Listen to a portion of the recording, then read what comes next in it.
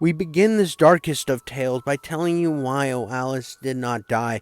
Her family burnt alive inside when she laid on the outside. She wonders why she has to remain inside the asylum every day. Why couldn't she have died on that fair day? But instead she knows in a world away that turmoil begins to stray. She knows that she has to make a decision. Will she lay here and remain, or will she fight another day? That's what we go to embark on today, because today, my friendly boys and girls, you YouTube mother lovers, we are playing a most wonderful game. A game that must still remain back in 2000 it was when it was made. We see the cards and pawns fall to the floor, the time ticks no more. On a broken watch, we see the clocks, we see the rabbits and the fox. Do we understand what's going on? Because I surely don't, but I know. American Mcgee's Alice is what we're going to talk about today. Now I'm done rhyming because I am no Lil Wayne. I'm no Dr. Seuss. I'm actually terrible at rhyming, which you saw in that first minute. It was god awful. But this game starts out with Alice's parents dying in a fire that she kind of caused by leaving the lamp on, which happens, man. Shit happens when you party naked. Bring wet wipes. But you right away you jump into Alice's Wonderland and you see the Cheshire Cat with his creepy ass teeth. And this game sets an aesthetic right away. It is perfect. It is dark. It is gritty. I mean, just look. I mean, the Cheshire Cat has one earring like a pirate.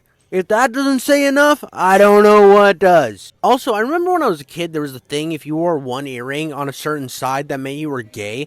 I don't remember which year it was. If you know, let me know in the comments, because I'm actually kind of curious if the Cheshire Cat is homosexual or not. I feel like that's an interesting talking point that I'm just kind of skirting over. And even though this first area was interesting, I feel like that's a more interesting talking point. So let me know in the comments. Give me a like while you're down there. Hell, even subscribe. But the whole beginning, you're chasing the rabbit.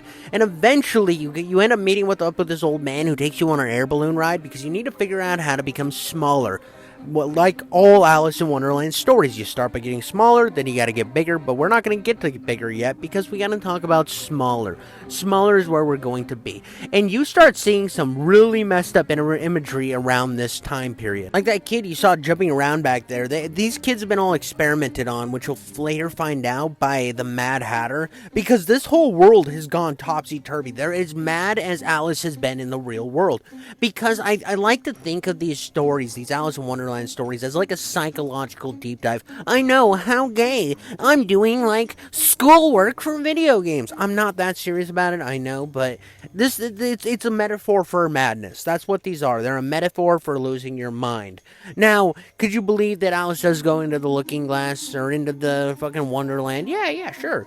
But the way I've always seen it is Alice is a lunatic who's dealing with her problems with her imaginary friends, who in this game are very volatile. Now that I've gotten that little snippet out of the way, I got you some fucking lore. I want to talk about the platforming here.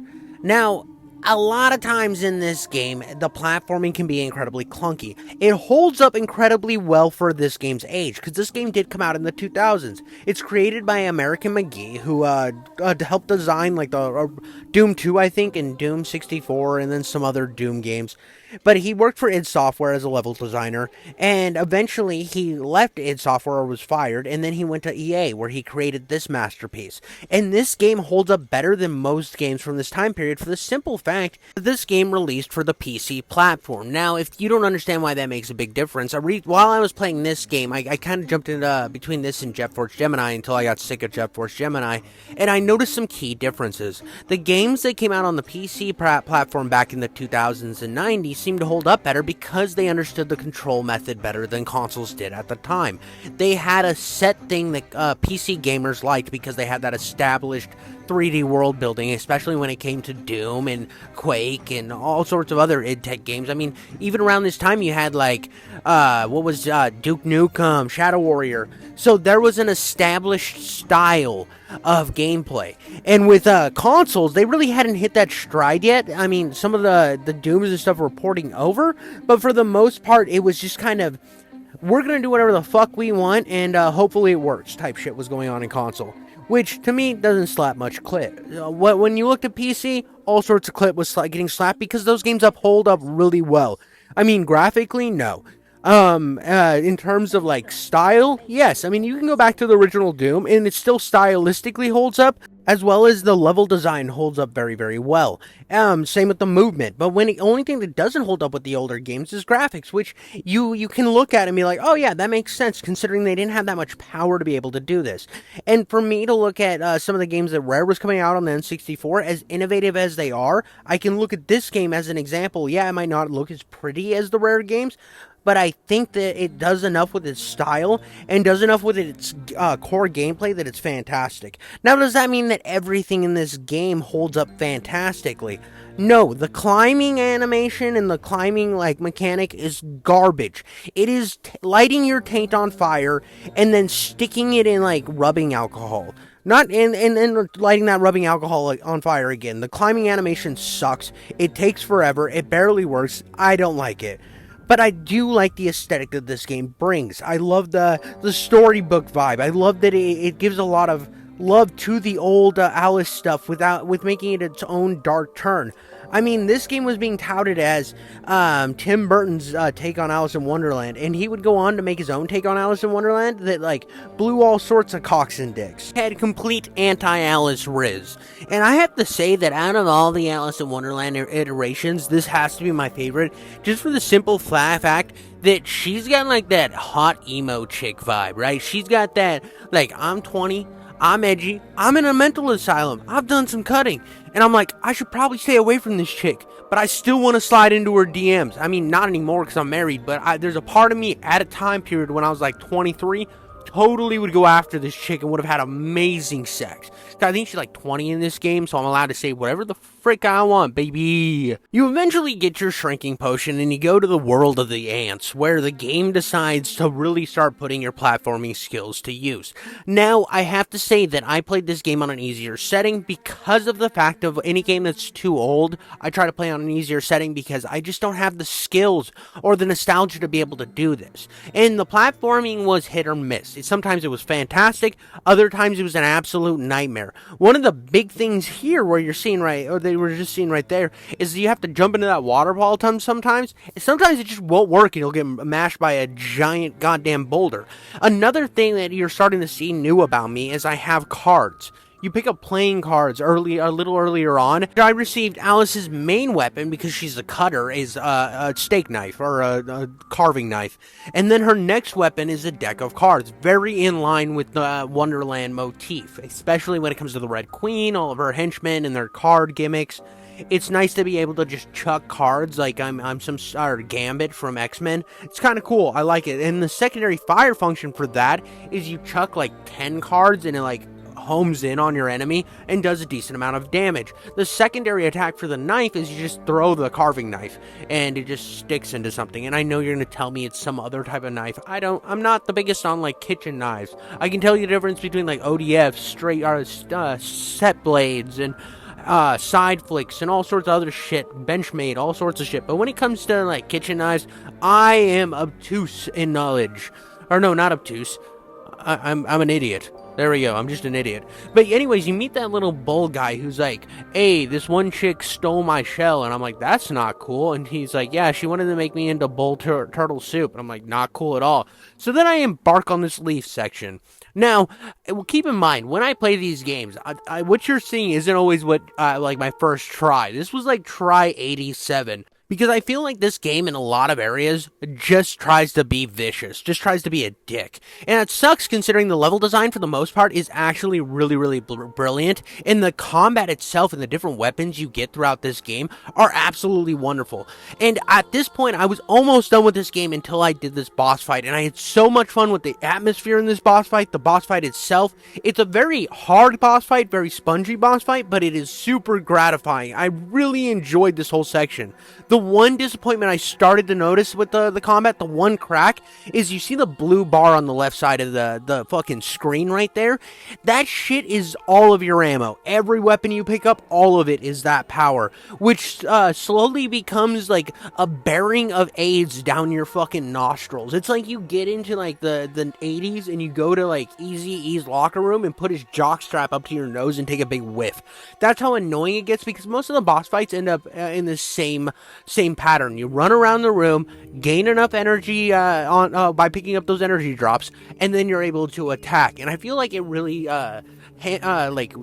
inhibits the gameplay that this game could have, because this combat truly does slap clip. But when you're forced to run around and slowly wait to get ammo to fight these boss fights, I feel like it kind of ruins the speed that's going into it. And right after this, you get a little present from the bull guy. He gives you like this shell that makes you swim better underwater. And I actually don't know if he gives it to you yet, but you follow him underwater here, and then he eventually gives you the shell. And this is where you begin to notice some of the areas that kind of suck and feel dated. It's anything with water. Anything with water is garbage in this game. If you go up too close to the surface, you can't see anything. When you're underwater, it's just such a nightmare to control. It's not bad in comparison to like some water levels I've done, but it definitely isn't great.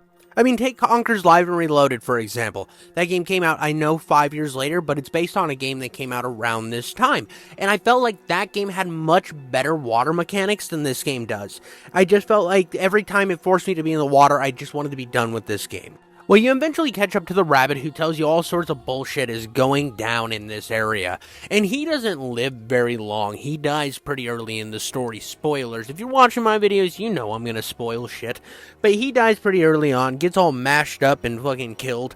And that's where you start to notice. I mean, you saw it in that boss fight. People just get obliterated in this game. This is an incredibly violent game.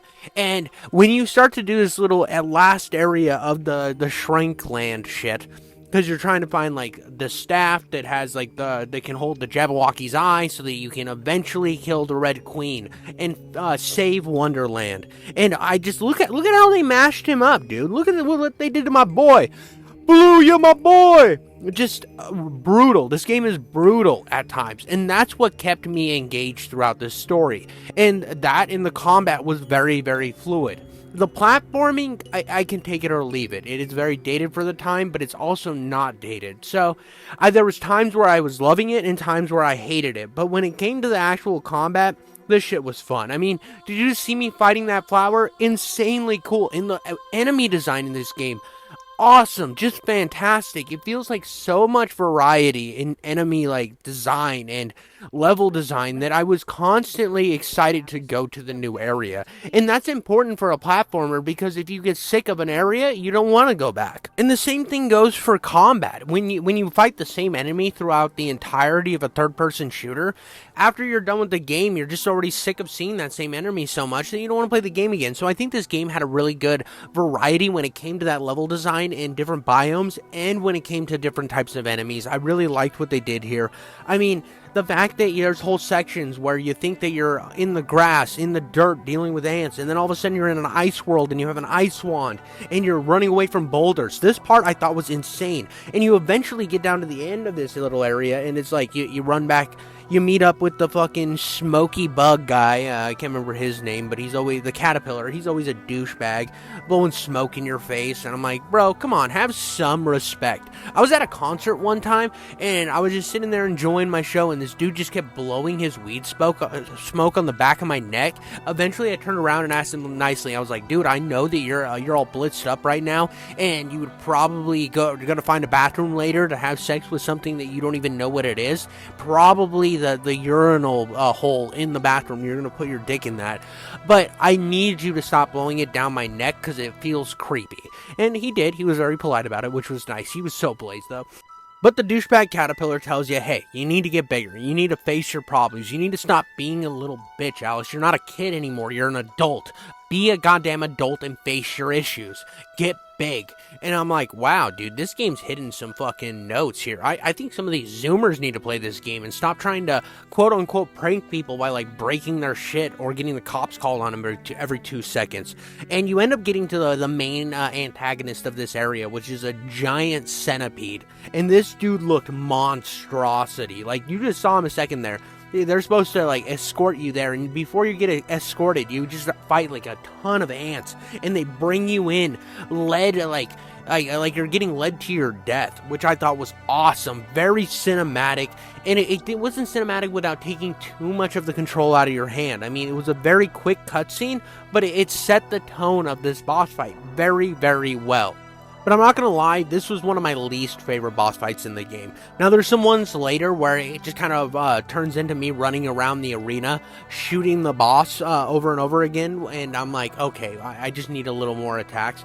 But at this time, it just felt like I had to do so much to this guy. You have to wait for him to, like, show his weak spot, which he doesn't show too often, and it's constantly annoying because if you get too close to him, he has a bunch of attacks that are just mapped to fuck you up. So you're just constantly running around, and it takes longer than almost any other boss fight in the game, which I found was kind of disappointing considering the sheer scope of this boss and how well he was designed to look scary and intimidating. And then when you actually get to the boss fight itself, it just kind of takes way too long and overstays its welcome. It's like that creepy old lady or old man who just sits there and tells you, oh, I would take you to a dance if I was still 20, and it's like, please stop talking to me. And then they get a little reach behind and grab your ass, and you're like, I don't want to be here anymore.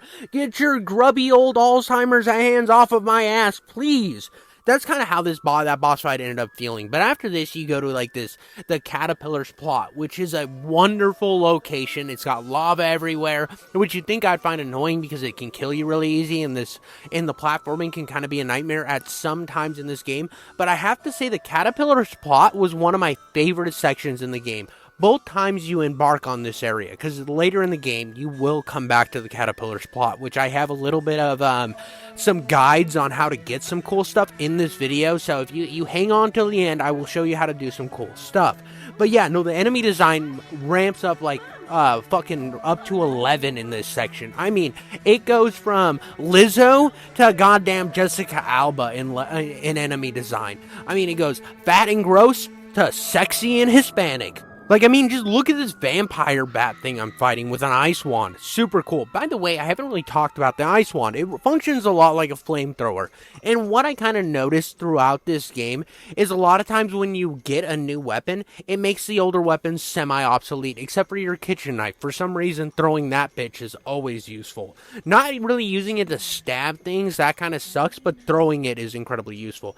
But throughout this, you have to, like, open or, like, explore new zones within Caterpillar's Plot, and you get this whole chess level, which you embark on, and it's like the red versus the white pieces, kind of like early America, and you just kind of embark on this cool, you even become a chess piece at one time, and you get to, like, jump into their little political fights, and they're like, it's no longer a game about playing chess, this is life and death, and I'm like, oh shit, you guys are pretty serious about this shit. And as far as puzzle area goes, I really enjoyed being a chess piece. Like, I think it was a pawn, a bishop, and then a knight, or no, knight. I wasn't the rook. But I was all these different chess pieces, and I thought it was super fun to go through these areas and actually utilize the movements of a chess piece to navigate my way through. Thought it was super fun. I really liked that. Also, just fighting the chess pieces was a really fun dynamic. How each one had a different attack style, I thought was really interesting.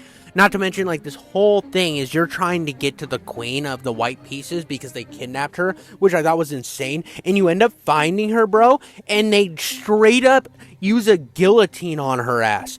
Bro, look at this. I thought maybe I was going to go save her before this happens. Nah, this ain't that kind of game, Chief. We're cutting off heads in this bitch. Like, holy crap, dude. I like I said before, and I will say a million times again, this game brings the freaking edge. The same edge that Alice uses to cut her wrists. Okay.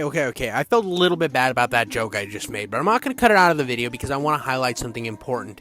If you are having problems with thoughts of unaliving yourself, I want you to call whatever helpline is there. It's a quick Google away. I want you to get the help you need because life is always a great thing to have. It's something great to enjoy and experience. Find yourself a good hobby. Find maybe start a YouTube channel or go out play golf or find a sport. Go enjoy some time with some friends. Make experience the world. I just the whole line of unaliving it yourself type of world really is kind of a dark place, and I just try to highlight it with some humor, but I also want you to know that if you ever need anything, that there is tons of resources out there to help you. Don't be afraid to take those necessary steps. Anyway, so the Mad Hatter, like, captures you, right, after you kill the Red King, which, that was kind of a mid-boss fight. It just kind of was in and out really fast. I felt like, it felt like I was just fighting a regular enemy, so I didn't feel like it did much for me. But when you get to the Mad Hatter section, this place is insane. It's got mirrors on the wall. It's got like a steampunk aesthetic. Some of the enemies you fight are like steampunk robots. Really, really freaking cool. Again, I'm gushing over the level design in this game. It's fantastic. It's what kept me pushing through this game. No matter how unbearable some sections are, how lost I'd get, there was just something in this game, whether it was the edginess, whether it was the dark tones that it was going for, whether it was the level design, enemy design, combat mechanics. I mean, right here I got a new weapon, which were the jacks, which basically you throw them and they just home in on a target, or you can just take one big jack and just smack them in the taint with it, right on the tip of the penis or right on the tip of their lips. You can just blast, like ass blast away with these jacks, and I absolutely love them. You end up fighting Tweedledee and Tweedledumbass, and that boss was insane, dude. Talk about a great boss fight. So the way this boss fight works is they split each other in half and then create smaller versions of themselves. So you're constantly bouncing between who is the real Tweedledee and Tweedledum. You constantly don't know, so you're just kind of spamming your attack, hoping you're attacking the right one, and eventually you will break through all of them. It is so cool, so dynamic. The boss arena had these staircases that you could run up when you felt like you were getting too overwhelmed on the bottom platform, which I thought was really nice, because a lot of these boss fights in this game are on hovering platforms, so you can get knocked off really easy. So I thought that this one was really dynamic in the fact that I could move around. It wasn't just a flat surface. I had like more verticality to it. I thought it was really, really cool. And you eventually do get to the Mad Hatter and talk to him. And the whole premise of this area is you're breaking clocks because he's time is super important to him, which we all knew. And all of his Tea Party friends from the past he's experimenting on, because he is he's darkness, like encumbered in this world now. He's not the jokey, happy Mad Hatter of the past. And talk about an insanely fun boss fight. I know we just talked about the Dumb and Dumber fight, but our Tweedledee and Tweedledum fight is being fun, but this one was just so atmospheric and so fucking juicy. I mean, this is like when a girl sees my W Riz and just starts spouting from her pantaloons. It's that juicy, man. It's straight up 100%, and she stays that way until she sees my penis size. But yeah, when you blow his head off because of how below average my penis was, and just the spectacle of it, it was like insane, man. It was so cool. He was like, "Alex, you have too juicy a butt cheeks. I can't handle it." And his head popped. Oh man, it was such a gratifying area. And the fact that he's like steampunk, that's like sparks fly out and shit. Oh, so cool. I mean, that a robot shoots sparks like I shoot loads onto your mom. Ooh, got him. Haha, made him a your mom joke. Those don't happen very often on this channel. But anyway, you free a griffin, right? And I was like, oh, cool, the griffin. I have to let you know, this voice actor was absolutely garbage. Go play the game yourself to hear some of his voice lines. I was gonna put some in this video, but I can't do it. He's like, "Hello, Alice. Let's go fight the Jabberwocky. You know, things are going kind of bad here in Wonderland." And I'm like, bro, shut up. You got the L Riz. You have your L Riz Hubbard. Nothing is going right for you. You suck. Whoever voice acted it, I wasn't a fan of it. Every other voice actor in this game absolutely knocks it out of the park. I mean, get your pants tight whenever you hear anybody talk except for this freaking griffin. The griffin sucked. Even though whenever the griffin would show up, cool cinematic shit was happening, I didn't want to hear that bastard talk at all. It was like listening to Yang Yeah in any game he's ever been in. Another thing I appreciated after I found the Ice Wand and the Jacks is certain enemies the Ice Wand works better on. Like, I was 100% using the Ice Wand on the grunt enemies, right?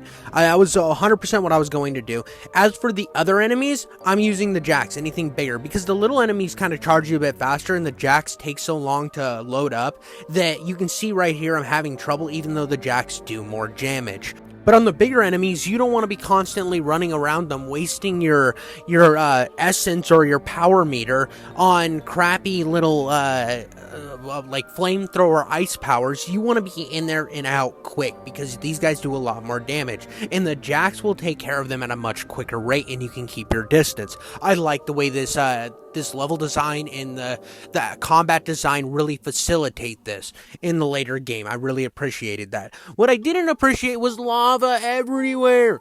Like I said earlier in the caterpillar's plot, early on, I didn't mind the lava. In these later sections, the reason I mind the lava is there's a lot of things that are like fish in the water that will spit at you and knock you into the lava, and it feels like this game's just trying to be a dick in a lot of these areas, and it's annoying as shit. You'll land on a rock and there'll be a little devil guy you didn't see, and he'll just knock you into the lava constantly, and that's where platformers can kind of be annoying. But I did like in one of these sections there was a mirror that made me invisible, so I didn't really have to deal with the enemies, and it's like, oh, they know they were being douchebags, so they put something in here to help me. So I gave them a W on this after almost being an L. And I do like that this development team did hide little things like that throughout the game. There's this other one that turns you into demon that I showed you off earlier in the review that I forgot to talk upon.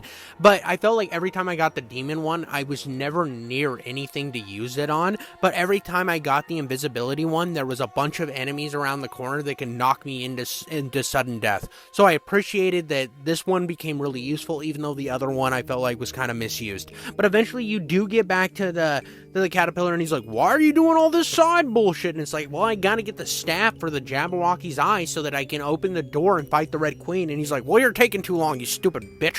Why aren't you such a whore? And Alice is like, how can I be a whore when I'm in an institution?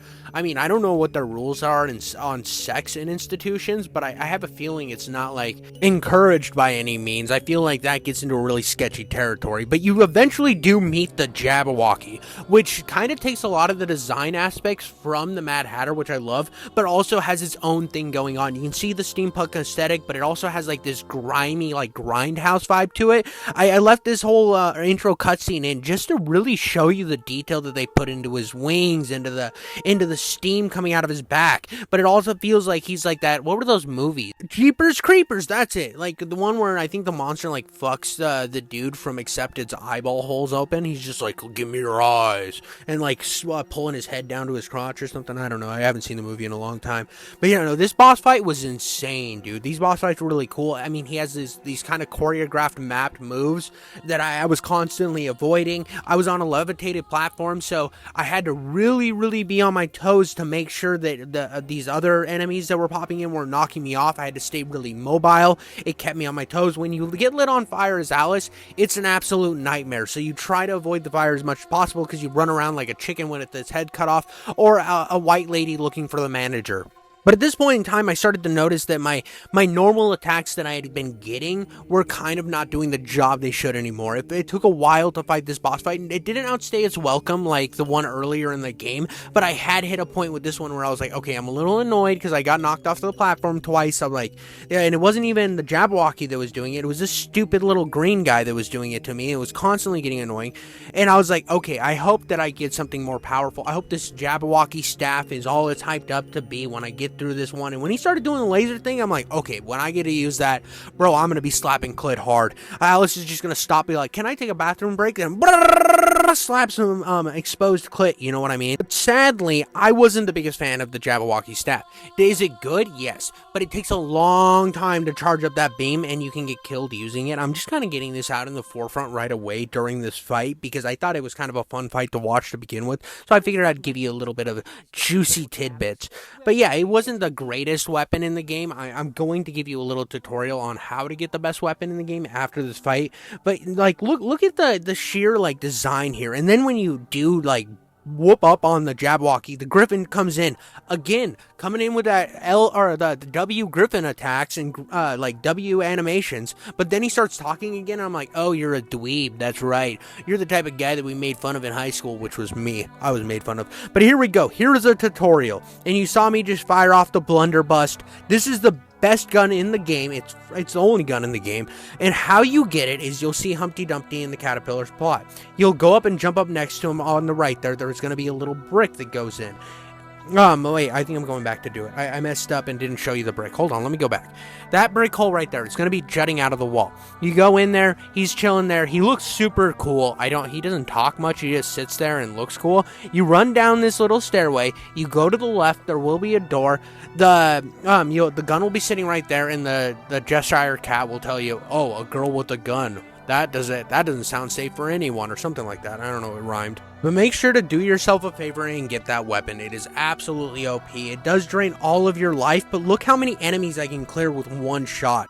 Absolutely goated. Now to talk about the last section of this game. Because you open the door with the Jabberwocky's staff, you do go into the last section to encounter the Red Queen.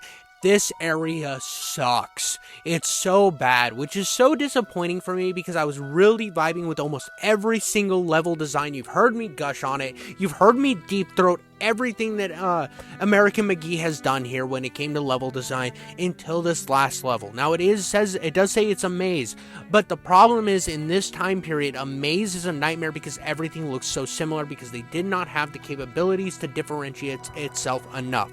And not only that it's a maze, but it's tedious. I didn't have the hardest time finding out where to go, but when you do figure it out, there's these puzzles that are kind of confusing. This one right here, just put an ice block on the question mark. It makes it seem like you're supposed to follow the little creepy kid through the portal. You do not have to do that. Put an ice block on that thing, move the fuck on.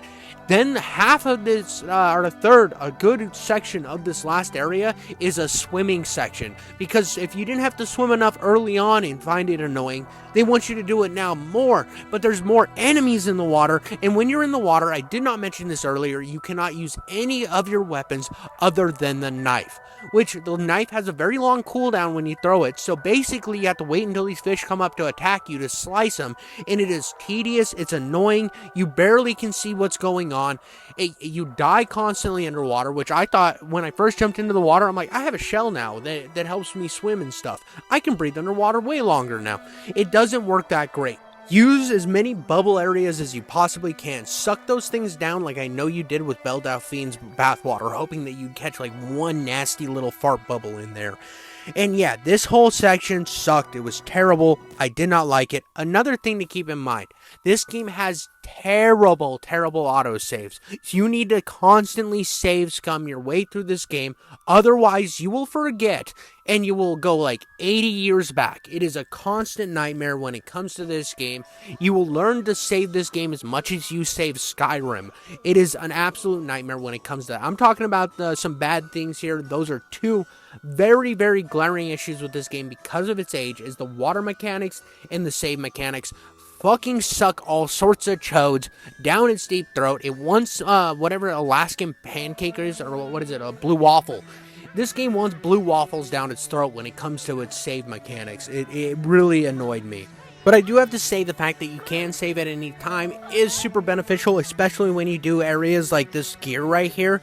I remember going through it and I was like, oh, I'm going to be just fine. I'm going to jump over it. And then it just caught my ankle and threw me into the lava. And I was so happy I had the ability to save and I didn't have to like rely on a checkpoint system, because a lot of games of this time period relied on checkpoint systems. So the fact that I can save whenever and just be right to the beginning of this little puzzle or platforming section is really nice, and the fact that the game allows me to save scum, super convenient.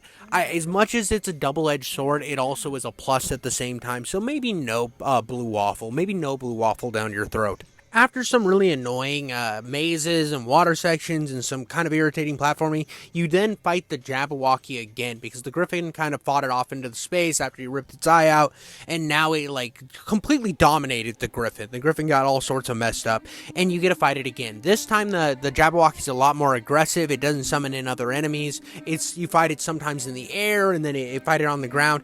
And the second phase of this boss fight was literally just avoiding fire constantly, and then waiting for your blunderbuss to charge up enough to shoot it. And you're going to see a pattern, and that's why I left this section in, even though you can't really see me fighting the monsters very much, is because for the majority of this game here on out, it's going to be wait till your blunderbuss or whatever weapon you want to use can charge up so that you can get a single attack off. But it is super sad that you lose the Griffin, even though he had the voice of a cuck.